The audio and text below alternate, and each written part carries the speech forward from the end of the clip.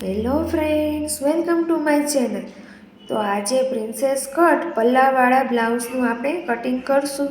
Princess cut પલ્લાવાળા બ્લાઉઝનું cutting હું અહીંયા અસ્તરવાળા blouse સાથે કરું છું. તો તેના માટે આપણે પહેલાં અસ્તરમાં જ બ્લાઉઝનું કટિંગ કરશું. બ્લાઉઝની લંબાઈ 15 ઇંચ હોય તો તેમાં 1 ઇંચ એક્સ્ટ્રા સિલાઈ માટે લઈ આપણે 16 ઇંચ પર માર્ક કરશું. 5 ઇંચના આપણે શોલ્ડર લેશું. પાછળનું ગળું વધારે ડીપ હોય તો 5 ઇંચના શોલ્ડર લઈ શકીએ.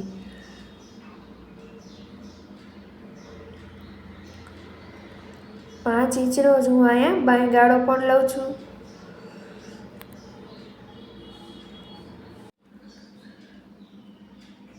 ચેસ્ટનો ચોથો ભાગ આપણે અહીંયા લેશું. ચેસ્ટ 32 ઇંચના હોય તો તેનો ચોથો ભાગ અહીંયા 9 ઇંચ પર આપણે માર્ક કરશું. કમર 28 ઇંચની હોય તો તેનો ચોથો ભાગ 7 ઇંચ પર માર્ક કરશું. પ્લસ 1 ઇંચ એક્સ્ટ્રા આપણે ટક્સ માટે લઈશું. 8 ઇંચ પર માર્ક કરશું. હવે આ લાઈનને આપણે જોઈન્ટ કરી દઈશું.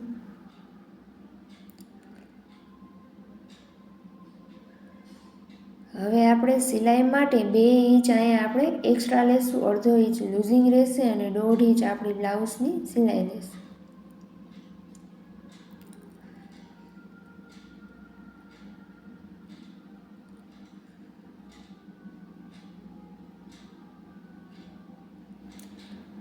હવે આપણે બાયગાળાના શેપ આપી દઈશું.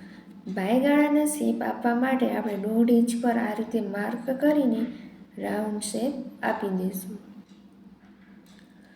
પાછળના ભાગમાં આપણે 1.5 ઇંચ રાખવાનું છે. જ્યારે આગળના ભાગનું કટિંગ કરતા હોય ત્યારે આપણે 1 ઇંચ પર જ માર્ક કરીને શેપ આપવાનો છે.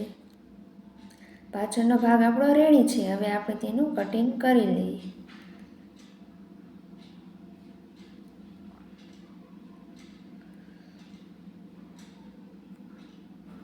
હવે આપણે આગળના ભાગનું કટિંગ કરવા માટે પાછળના ભાગને આ રીતે રાખીને જ કટિંગ કરશું.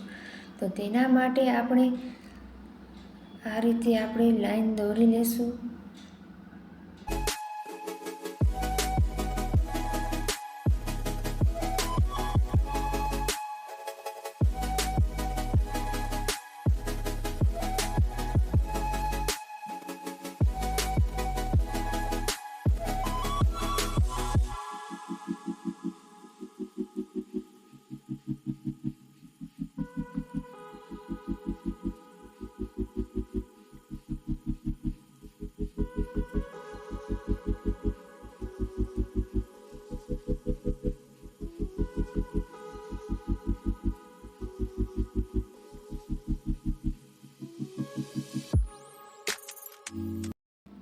આપણે ગળા સાઈડના ભાગમાં આ રીતે 1 ઇંચ એક્સ્ટ્રા રાખશું અને બાયગાળાના ભાગમાં આપણે અડધો ઇંચ એક્સ્ટ્રા રાખશું.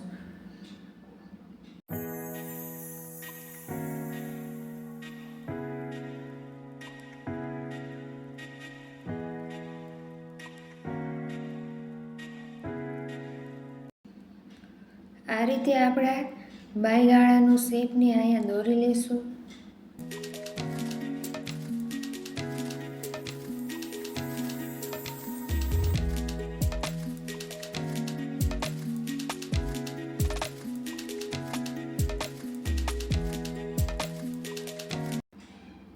અહીંયા આપણે 1 ઇંચ પર આ રીતે માર્ક કરીને અહીંયા આપણે શેપ આપી દઈશું.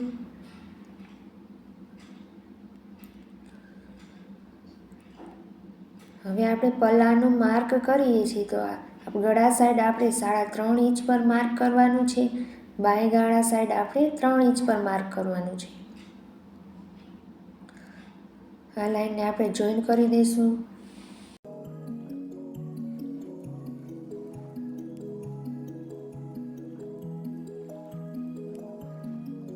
અહીંયા આપણે 4 ઇંચ પર માર્ક કરીને પરથી આપણે 11 ઇંચ પર માર્ક કરશું. આ રીતે ત્યાં સીધી લાઈન આ રીતે દોરી નાખશું. હવે પ્રિન્સેસ કટ બ્લાઉઝ માટે આપણે અહીંયા શેપ આપી દઈશું આ રીતે.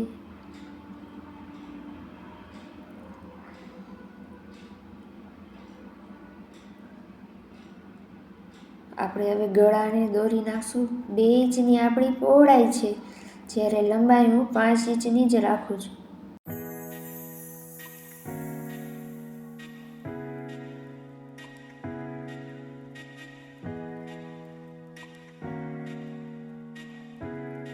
આ રીતે આપણે ગોળાકાર આપી દઈશું.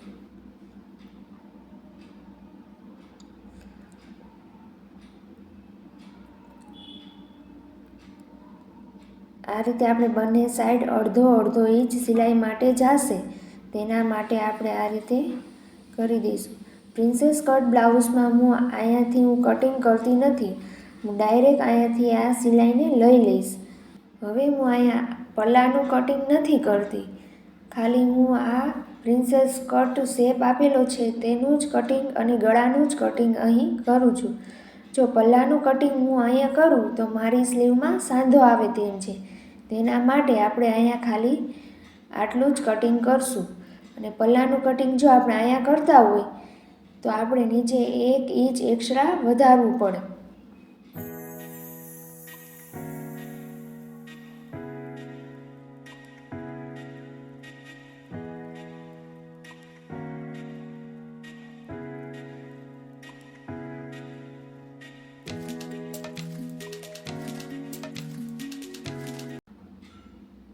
અહીંયા હું આ ભાગને કટિંગ કરતી નથી, આપણે આ રીતે અહીંયા સિલાઈ લગાવી દઈશું. પલ્લાનું કટિંગ નથી કર્યું એટલે આપણી સ્લીવમાં સાંધો નહીં આવે. હવે આપણે પાછળના ભાગ ઉપર આગળનો ભાગ આ રીતે રાખી પલ્લાનું મેજરમેન્ટ લેશું. તો આપણે આ સાઈડ 4.5 ઇંચ આવ્યું છે, આ સાઈડ આપણે 3.5 ઇંચ આવ્યું છે. તો આ રીતે આપણે પાછળના ભાગને લઈ એક્સ્ટ્રા કાપડમાં આપણે પલ્લો કટિંગ કરવાનો છે તે આપણે આ રીતે માર્ક કરી લઈશું. એક સાઈડ આપણું 4.5 ઇંચનું માપ લેવાનું છે અને એક સાઈડ આપણે 3.5 ઇંચનું માપ લેવાનું છે. આ રીતે સીધી લાઈન દોરી લઈશું.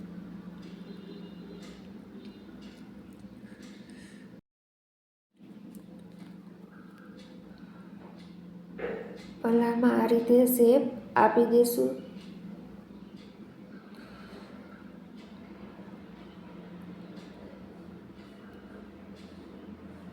હવે આપણે કટિંગ કરી લઈ.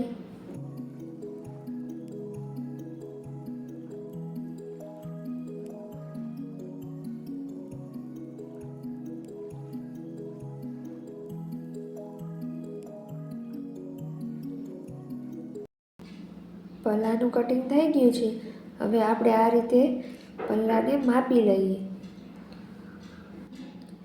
આટલો ટક્સ લેવાઈ જાય પછી આપણું પલ્લું માપનું થઈ જશે. હવે આપણે સ્લીવનું કટિંગ કરી ચાળવાળું ફોલ્ડ કરી નાખ્યું છે. હવે આપણે બાય ગાળાને આ રીતે માપીશું. શોલ્ડરનો ભાગને બહાર રાખશું અને આ રીતે માપશું. આપણી બાયની પહોળાઈ એકદમ બરાબર છે.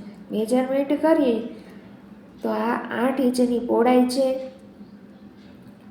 હવે આપણી સ્લીવની લંબાઈ 12 ઇંચની છે, એમાં 1 ઇંચ એક્સ્ટ્રા આપણે સિલાઈ માટે લેવાનું છે.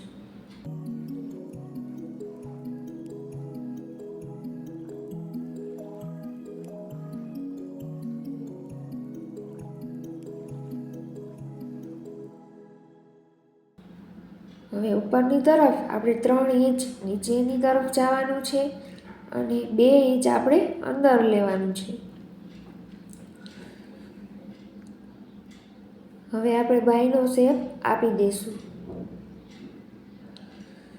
નીચેનો શેપ એ આપણે આગળના ભાગમાં બાય આવે તેનો છે અને ઉપરનો શેપ આપણે પાછળના ભાગમાં આવે તે છે.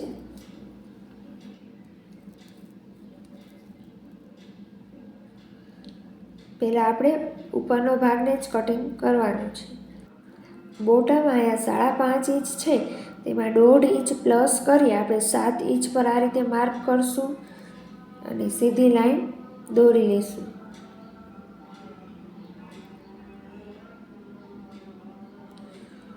હવે આપણે સ્લીવનું કટિંગ કરશું.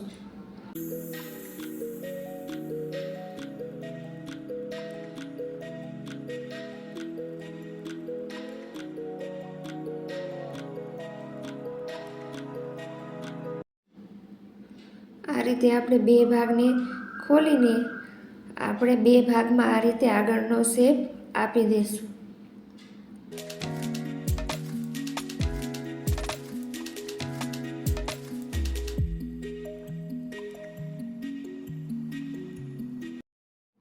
આપણી સ્લીવનું કટિંગ થઈ ગયું છે. હવે આપણે પાછળના ભાગમાં ગળાનું કટિંગ કરશું. 2 ઇંચની પહોળાઈ છે, જ્યારે લંબાઈ હું 9 ઇંચની લઉં છું.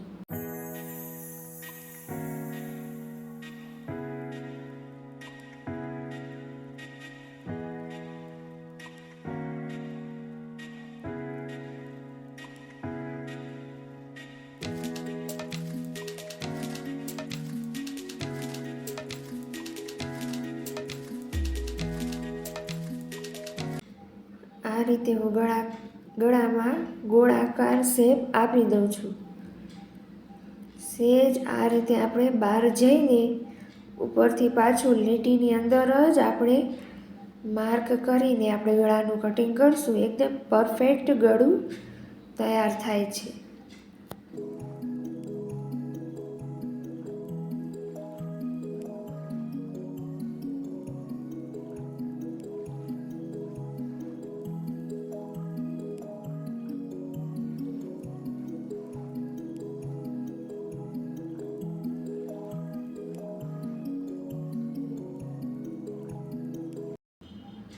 ગળાનું કટિંગ થઈ ગયું છે, જોઈ શકો છો.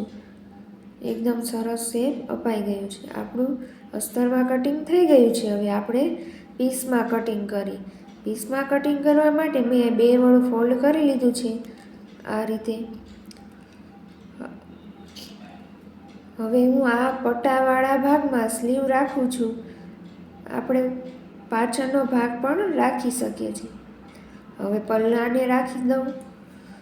હવે આગળના ભાગને આ રીતે ગોઠવી દઈશું. પાછળના ભાગને આપણે બંધ ઘડીમાં જ ગોઠવવાનો છે.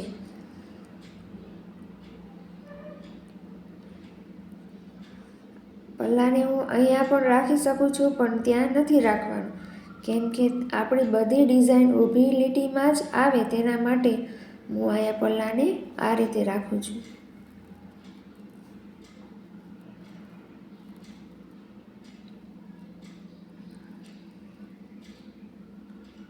આ રીતે આપણે હવે કટિંગ કરી લેશું પીસમાં પણ.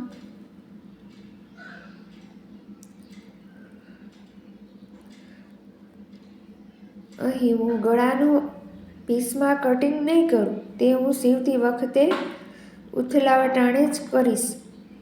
નેક્સ્ટ વિડીયો હું આની સિલાઈ કેમ થાય તેનો મૂકવાની છું.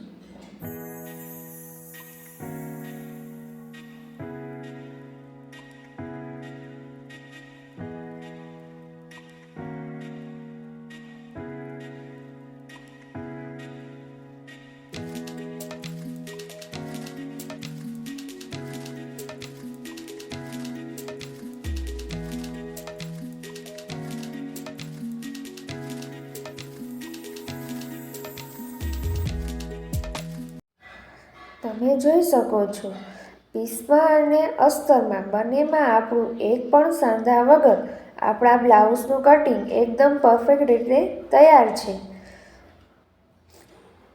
હવે આપણે આના પછીના વિડીયોમાં આ બ્લાઉઝની સિલાઈ કેમ થાય તે જોશું. તમને મારો આ વિડીયો ગમ્યો હોય તો લાઈક અને સબસ્ક્રાઈબ જરૂર કરજો.